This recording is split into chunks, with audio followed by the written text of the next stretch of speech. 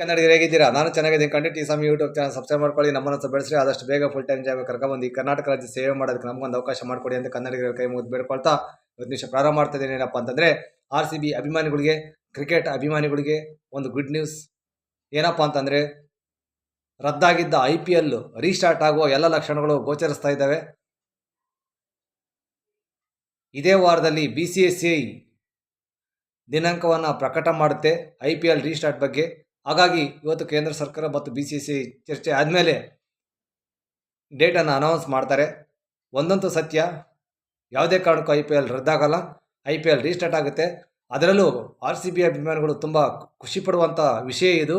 ಯಾಕಂತಂದರೆ ಈ ಸಲ RCB ತುಂಬ ಒಳ್ಳೆಯ ಪರ್ಫಾರ್ಮೆನ್ಸಲ್ಲಿದೆ, ಅಷ್ಟೇ ನಂಬರ್ 1ನಲ್ಲಿದೆ. ಹಾಗಾಗಿ ಈ ಸರಿ RCB IPL ಕಪ್ ಹೊಡೆಯೋ ಎಲ್ಲ ಲಕ್ಷಣಗಳು ಇದ್ದಾವೆ. ಹಾಗಾಗಿ ಇವತ್ತು IPL ರೀಸ್ಟಾರ್ಟ್ ಆದರೆ ತುಂಬ ಒಳ್ಳೆಯದು.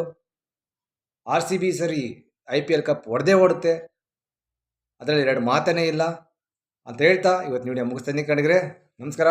TSAMI ಯೂಟ್ಯೂಬ್ ಚಾನಲ್ ಸಬ್ಸ್ಕ್ರೈಬ್ ಮಾಡ್ಕೊಳ್ಳಿ.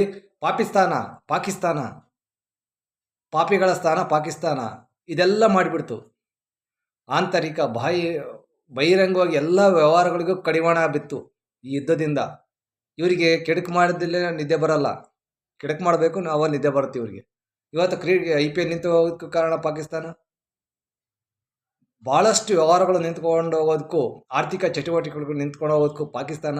ಈ ಪಾಕಿಸ್ತಾನದಿಂದಲೇ ಇವತ್ತು IPL ನಿಂತು ಹೋಗಿದ್ದು. ಇಂಥ ಪಾಪಿಗಳು ನಮ್ಮ ಭೂಮಿಯಲ್ಲಿರೋದು ನಮ್ಮ ದುರ್ದೈವ. IPL ಸ್ಟಾರ್ಟ್ ಆಗಲಿ, RCB ಕಪ್ ಹೊಡಿಲಿ ಅಂತ ದೇವರಲ್ಲಿ ಬೇಡ್ಕೊಳ್ತಾ ಇವತ್ತು ವಿಡಿಯೋ ಮುಗಿಸ್ತೀನಿ. ಕಡೆಗೆ ನಮಸ್ಕಾರ.